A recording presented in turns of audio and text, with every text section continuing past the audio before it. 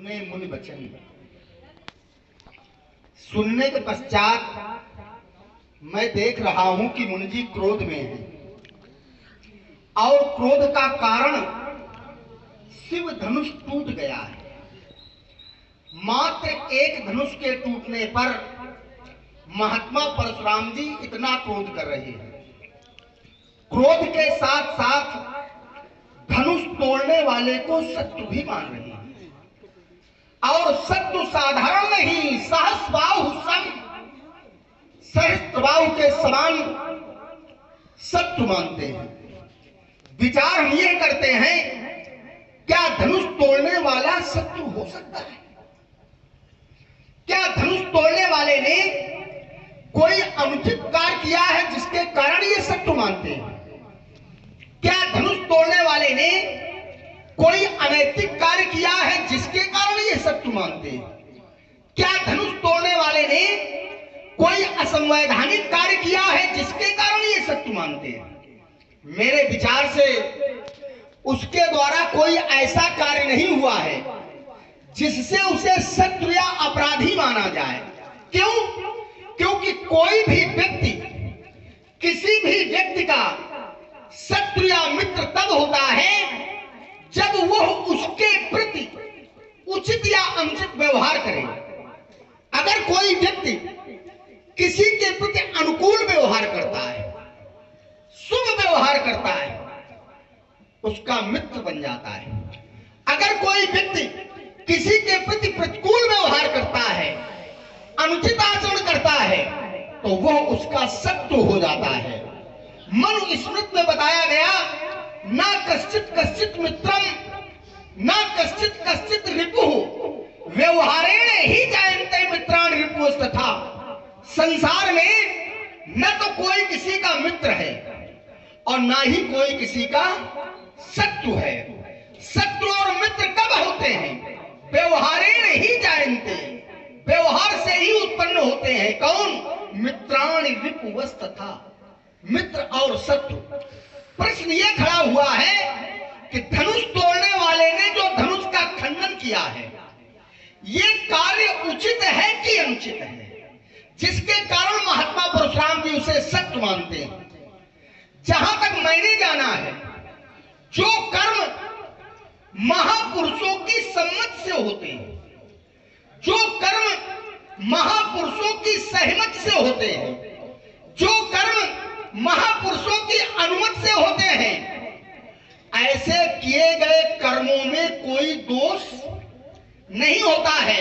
ये मैं नहीं कह रहा हूं, ये ब्रह्मवाणी कहती है। ब्रह्मण्य आधाय कर्माणि संगम त्यक्त्वा करोति या नहीं तेन पापेन लिप्यते। वो पाप में लिप्त नहीं होते हैं, वो दोषी नहीं माने जाते हैं, वो अपराधी नहीं कहे जा सकते हैं। किस प्रकार से? जैसे पद्म पत्रम इव अम्बसः, जैसे कमल का पत्ता जल में रहते हुए भी जल में लिप्त नहीं होता है, ठीक उसी प्रकार से धनुष तोड़ने वाले ने धनुष का खंडन तो किया, लेकिन निज इच्छा से नहीं किया।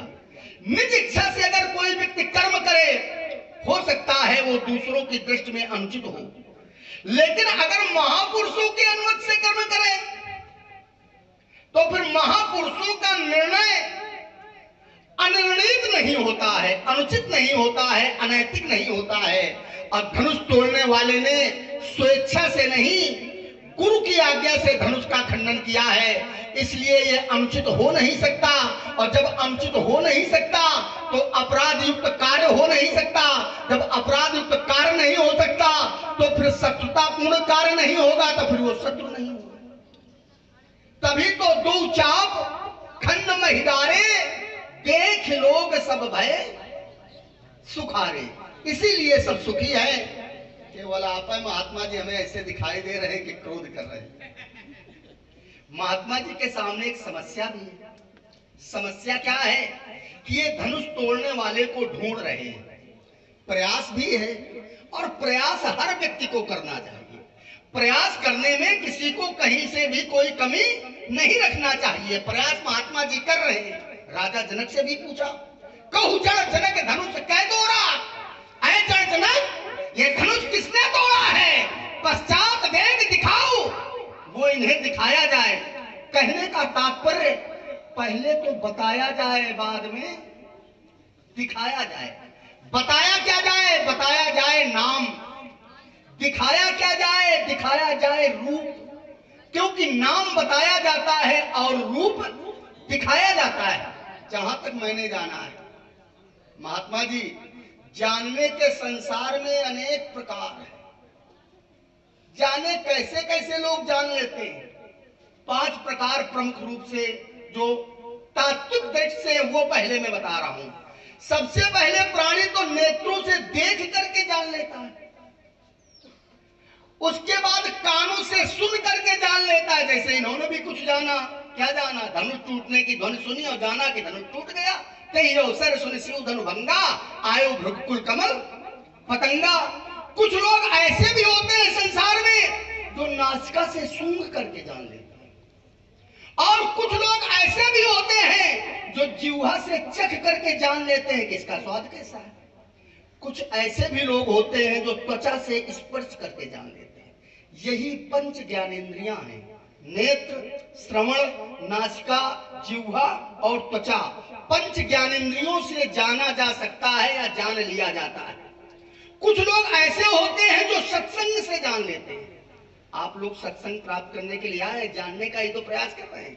जान लिया जाता है। सो जानब सत्संग प्रभाव। अब ज्यादा बढ़ा के न कहते हुए, कुछ ऐसे भी होते हैं जो पूछ करके जानते हैं। और महात्मा जी ने भी पूछा है। इनके पूछने में हमें कोई कष्ट नहीं कि ये क्यों पूछ रहे हैं। बस कष्ट मुझे ये है कि इनके पूछने का जो प्रकार है, जो ढंग है, वो हमें अच्छा नहीं लग रहा है। क्यों? क्योंकि संसार में जब कोई व्यक्ति किसी से कुछ पूछे, संसार में जब कोई व्यक्ति किसी से कुछ जानने का प्रयास करे, तो क्या ऐंठ के पूछे?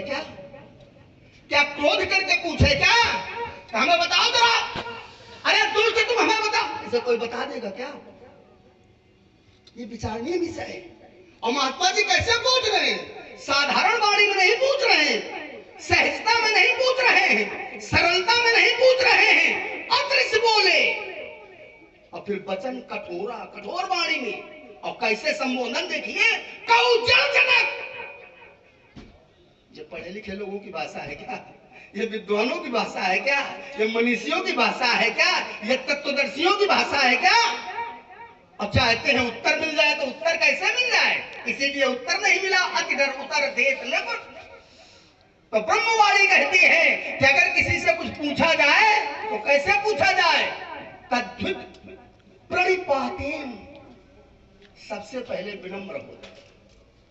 और जब विनम्रता आ जाएगी और किसी से कुछ पूछोगे, तो जो जानकार हैं, जो ज्ञानी हैं, जो विद्वान हैं, जो पंडित हैं, जो तत्ववेत्ता हैं, वो आपको उसका उत्तर या उस समस्या का समाधान जरूर करेंगे। तद्वित प्रणिपातेन तब परिप्रश्नेन।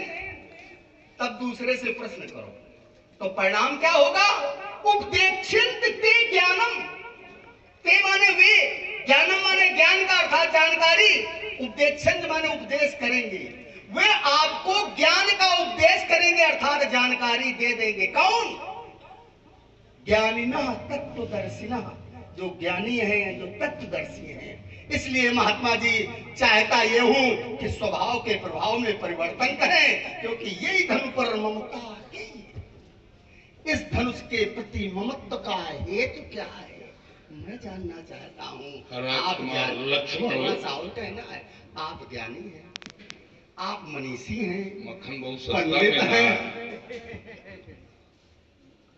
बड़ा प्रयास करना पड़ता है बड़ा मक्खन को प्राप्त करने के लिए कितनी विधियां अपनानी पड़ती हैं, आप लोग जानते हैं। उस विषय में नहीं जाएंगे हम। मक्खन बहुत प्रयास से मिलता है और उसके बाद घृत मिलता है। 12 उपाय करने पड़ते हैं, तो वहां नहीं जाना है। तो इतना कहना केवल इतना है, नहीं तो लगाते का। आप जब ज्ञानी हैं, आप जब ज्ञानी हैं, तो आप जैसे ज्ञानी, आप जैसे मनीषी ममता अपने पास नहीं रखते हैं या ममता करते नहीं हैं, ममता का त्याग कर देते हैं। कैसे? जैसे रस रस सूख सरित सर पानी, ममता त्याग करें जिन ज्ञानी। जैसे सरोवर का एक एक बिंदु जल धीरे धीरे सूख जाता है, वैसे ही आप जैसे ज्ञानी ममता का धीरे धीरे त्याग कर देते हैं। तो फिर यही धनु पर ममता के हेतु क्या कारण है, मैं जानना चाहता राजकुमार लक्ष्मण जी। तुमने अपना वाक्य विन्यास जो बनाया, वाक्य चक्रव्यूह बनाया, अब हम इस चक्रव्यूह में प्रवेश कर रहे हैं और तुम्हारे चक्रव्यूह का भेदन करना हम प्रारंभ कर रहे हैं। सावधान होकर देखिए और सुनिए। तुम्हारे माध्यम से जो प्रथम आवृत्ति में प्रस्तुति दी गई, वह प्रस्तुति उसका सारांश निकल कर आया कि यहां पर परशुराम का जो पूछने का ढंग है, जो पूछने का ढंग है वो अनुचित है। लखनलाल, पूछने का ढंग तुम्हारी दृष्टि में अनुचित हो सकता है, लेकिन मेरी दृष्टि में अनुचित नहीं है। क्यों? जहां पर किसी को ज्ञान से ओतप्रोत माना जाए, तब उसके साथ विनय भरी भावना, विनम्रता प्रस्तुत की जा सकती है। विनय भरी भावना और विनम्रता प्रस्तुत की जाती है। और जहां पर जड़ता से ओतप्रोत उसे जान लिया जाए, जड़ कहकर संबोधित भी किया जाए, तो राजकुमार फिर उसके विनम्रता नहीं, कठोरता का ही पालन करना पड़ता है। क्यों? आचार्यों ने बतलाया है कि किस व्यक्ति के सामने क्या नहीं करना चाहिए। तो आचार्यों ने बतलाया, सत्संग विनय कुटिल संप्रीति, सहज कृपण सन सुंदर नीति, ममता रथ संज्ञान कहानी, अति लोभी सन विरति बखानी, क्रोधी समकामी हरिकथा, ऊसर बीज बये फल जथा। जैसे दुष्ट व्यक्ति के साथ जो दुष्टता भरी करनी करे, उसके साथ विनय करो तो सर्वथा अनुचित। और राजा जनक का जो ये धनुर्भंग का पन्नहा, ये कोई साधुता से ओतप्रोत नहीं रहा। भगवान शंकर के धनुष को उसने तोड़वाया है, सयुग धर्म के विपरीत अपना आचरण प्रस्तुत किया है। इसलिए दुष्टता भरा कार्य है तो मैं उसके साथ विनय और प्रेम प्रस्तुत नहीं कर सकता हूं। सत्संग विनय कुटिल संप्रीति, जो धूर्त व्यक्ति हो उसके साथ कभी मित्रता नहीं करनी चाहिए। मित्रता जब करेंगे तब आपको धोखा ही मिलेगा। और कृपण व्यक्ति से कहो कि सहज तुम बने रहो, सामान्य बने रहो, तो बना नहीं रह सकता। ममता में जो ओतप्रोत व्यक्ति है, तो राजकुमार तुम्हारे लिए भी एक निर्देश है। अगर तुम हमें ममता से ओतप्रोत जान रहे हो, देखो तुमने अपना दांव लगाया, तुम्हारे दांव पर दांव चढ़ा रहा। अगर तुम ममता से ओतप्रोत जान रहे हो, तो फिर तुम्हें ये ज्ञान की कहानी हमारे सामने नहीं कहनी चाहिए। क्योंकि ऊसर बीज बये फल जथा, पहले आपको वो व्यवहार मेरे साथ करना चाहिए जिससे हमारी ममता का समापन हो। क्योंकि आपकी दृष्टि में हमारे भीतर ममता है, आपने ही स्वीकार किया, तो आप वो काम करिए जिससे हमारी ममता दूर हो। ज्ञान की कहानी हमारे सामने मत पढ़िए, ठीक? क्योंकि हमने नियम सिद्धांतों को जाना है। तुमने एक बात और कही थी, महाराज मनु का आश्रय लेकर कि व्यवहारेण ही जायन्ते मित्राण विपुस्त था, व्यवहार के माध्यम से ही शत्रु और मित्र जाने जाते हैं। ये एक सिद्धांत हर जगह नहीं लगेगा। अब जैसे संतों की परंपरा में देखा जाए, संत ऋषि मुनि, तो क्या उनके प्रति किए गए व्यवहार से वो कष्टित होते हैं? उनके प्रति आप अगर अनुचित व्यवहार करें तो वो अनुचित नहीं मानेंगे, और लेकिन वहीं अगर दूसरे के प्रति अनुचित व्यवहार हो रहा है तो फिर संत जन आपका विरोध प्रस्तुत कर देंगे। तो क्या वहां ये कहकर विवाद किया जा सकता है कि तुम्हें ज्ञान नहीं है? व्यवहारेण ही जायन्ते मित्राण विपुस्त था, व्यवहार के माध्यम से ही शत्रु मित्र जाने जाते, और तुम्हारे प्रति जो व्यवहार है वो तो अच्छा है। तो राजकुमार ये नहीं चलेगा। संतों की परंपरा में, संतों की परिभाषा में परिभाषा परिभाषित की गई है कि संत हृदय नवनीत समाना, कभी न कहा पर कही न जाना, निज परिताप द्रवई नवनीता, पर दुख द्रवई संत सुपुनीता। तो जो तुम्हारा सिद्धांत बना व्यवहारेण ही जायन्ते, तो वो यहां नहीं लगेगा। क्यों? संतों के लिए तो स्पष्ट है, बंदों संत समान चित, हित अनहित नहीं कोय, अंजल गत शुभ सुमन जिमी, सम सुगंध कर दोय।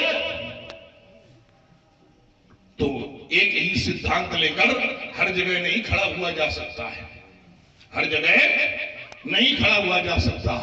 तुमने कहा कि यहां पर जो धनुष तोड़ने वाले की व्यवस्था है, वो व्यवस्था दो चाक खंड महिडारे, देख लोग सब भये सुखारे।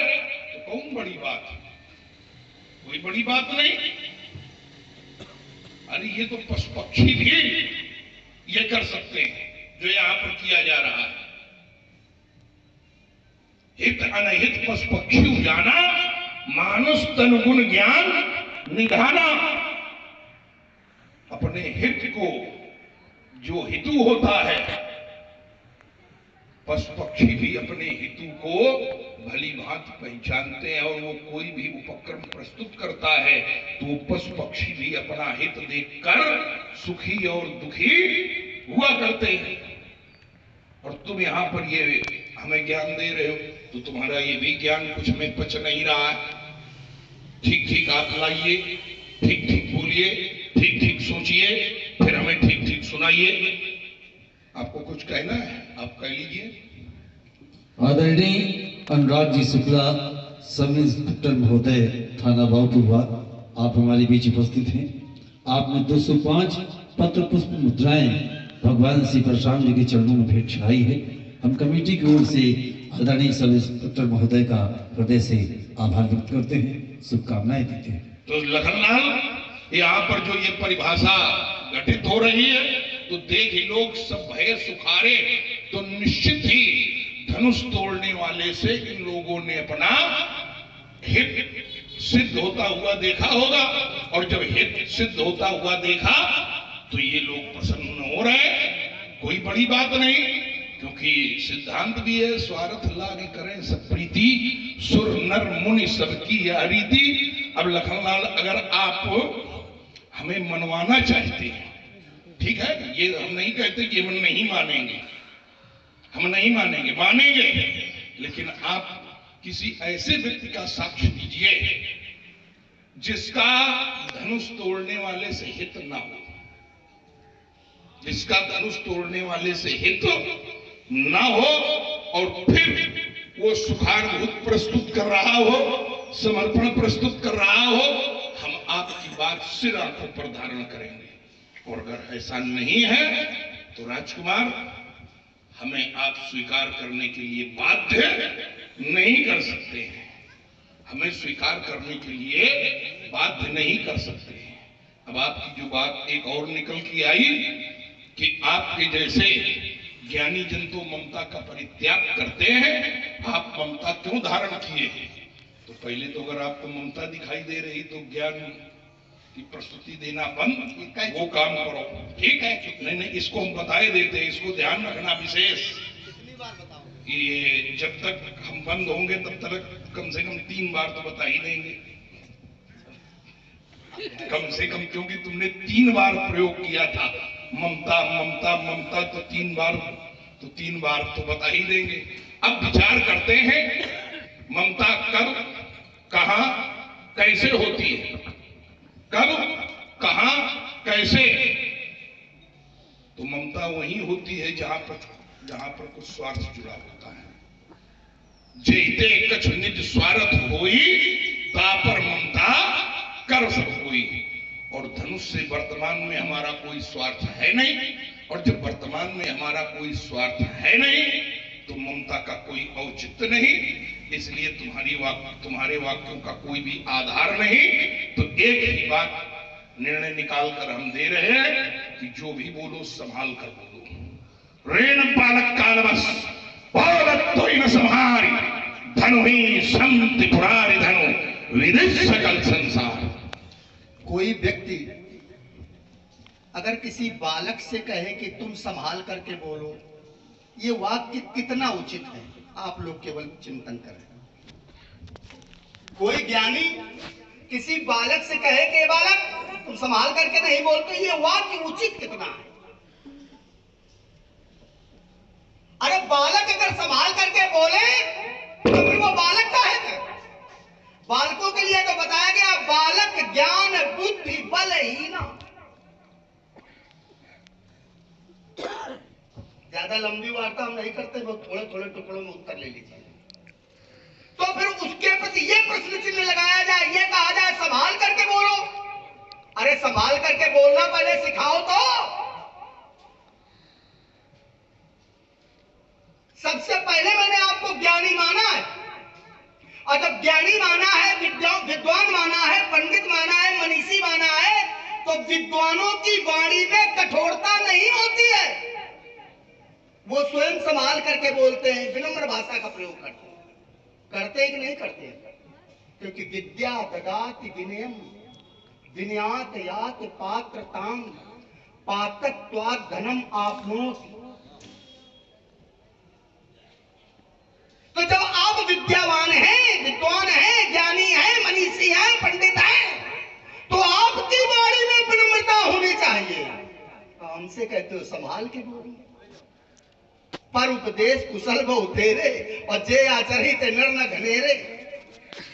उपदेश सुनने में बहुत अच्छा लगता है, लेकिन उपदेश उसी का अच्छा लगता है जो स्वयं अपने जीवन में जीता हो। आजकल बड़े बड़े वाचक, बड़े बड़े वक्ता सुनते होगे प्राय, बहुत अच्छा अच्छा उपदेश करते हैं, लेकिन क्या निज जीवन में जीते हैं? ये विचार नहीं। महात्मा परशुराम जी कहते हैं लक्ष्मण, जब तुम हमें ज्ञानी मांगते हो तो ममता की बात क्यों करते हो? बस यही तो समस्या है हमारे सामने, यही तो मैं विचार कर रहा हूं, इसीलिए कुछ करा रहा हूं, कह रहा हूं कि आप जब ज्ञानी हैं तो फिर ममता का कारण क्या है? जब आप ज्ञानी हैं तो फिर ममता का कारण क्या है?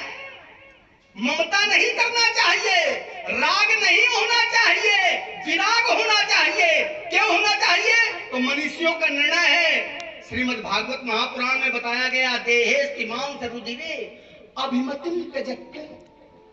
देह अस्ति मांस रुधिर से बना हुआ ये शरीर, अभिमतिम त्यजत्वम, इसको अपना मानना छोड़ दो। फिर आगे क्या बताया गया?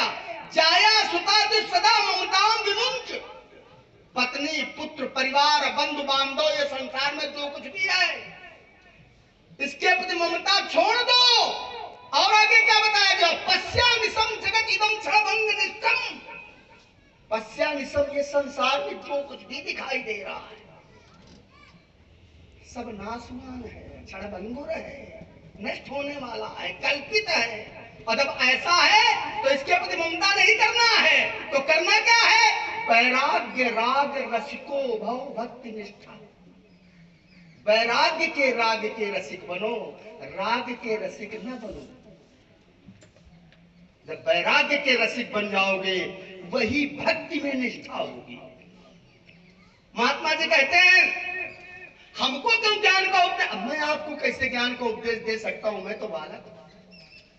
आपका उपदेश मैं सुन सकता हूं, आपका उपदेश मैं ग्रहण कर सकता हूं, लेकिन आपका उपदेश भी तो ऐसा हो जो सार्वभौमिक हो, जो सबके लिए उचित हो। और आगे आइए, महात्मा परशुराम जी ने कहा लक्ष्मण, तुमने कह दिया कि धनुष तोड़ने वालों को ये शत्रु मान रहे हैं और शत्रु व्यवहार से होते हैं।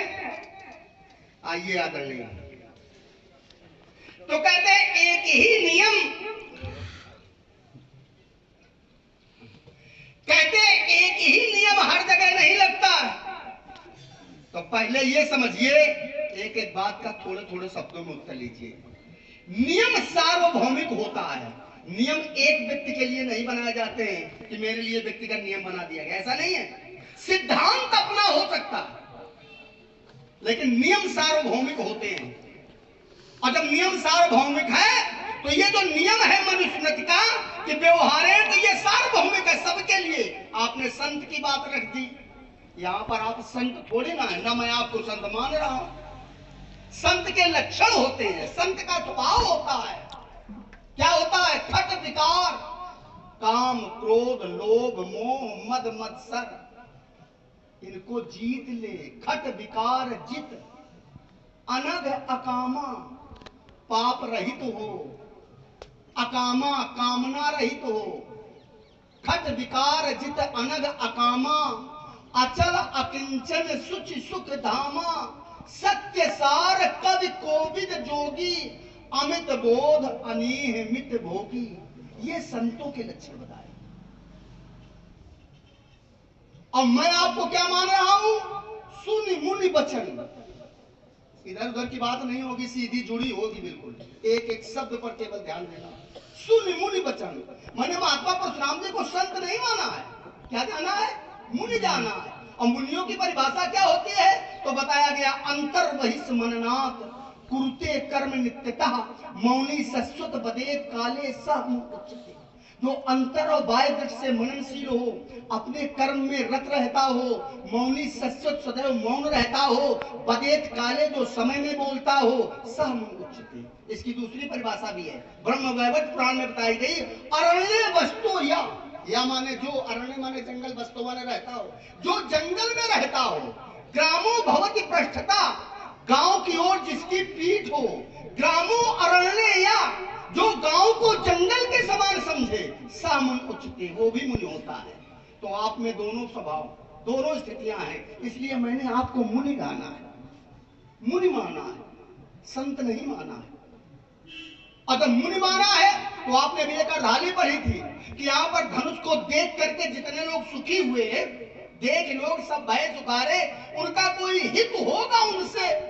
और एक अर्धाली पढ़ी थी कि स्वार्थ लाभ करें सब प्रीति, सुर नर मुनि। क्या ये अछूते हैं क्या? देखिए जोड़ दिया इधर बैठो इधर बैठो बीच में।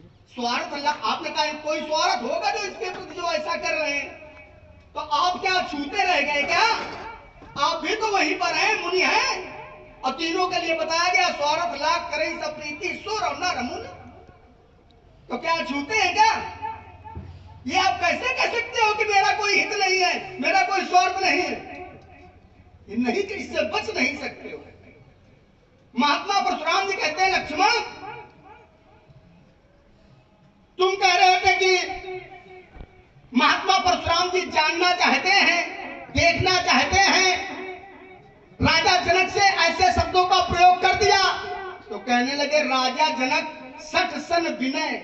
मैंने कहा था क्या जड़ शब्द कह के कठोर वाणी का प्रयोग करना चाहिए प्रश्न पूछने में? तो उन्होंने कहा कि राजा जनक सठ सन विनय कुटिल सन प्रीति, जो दुष्ट है उनके प्रति विनम्र भाषा का प्रयोग नहीं करना चाहिए। और राजा जनक ने धनुष का खंडन करवाया है, इसलिए वो दुष्ट है, यही तो इनका कथन। मैंने एक सिद्धांत दिया था कि निज इच्छा से कोई भी व्यक्ति अगर कोई कार्य करता है तो हो सकता है वो अनुचित हो दूसरों की दृष्टि में, लेकिन अगर कोई दूसरे की इच्छा से करता है, पहले तो मैंने धनुष तोड़ने वाले के लिए सिद्धांत बताया था कि धनुष तोड़ने वाला ने अपनी इच्छा से नहीं तोड़ा, लेकिन राजा जनक ने भी अपनी इच्छा से नहीं तोड़वाया। एक रहस्य छुपा रहा हूं आदरणीय दीक्षित जी, और उसको मैं खोलूंगा नहीं। और जब कोई बहुत बड़ा ब्रह्मास्त्र कोई चलाता है तब मैं उस रहस्य को खोलता हूं, लेकिन मैं उसको छोड़ करके दूसरा रहस्य दे रहा हूं। महात्मा जी, राजा जनक ने भी अपनी इच्छा से नहीं तोड़ा है, इसमें भी कहीं ना कहीं आपके गुरुदेव भगवान शंकर की आज्ञा है, कहीं ना कहीं। कैसे है? प्रमाण में दे रहा हूं। धनुर्मदीयम तेगे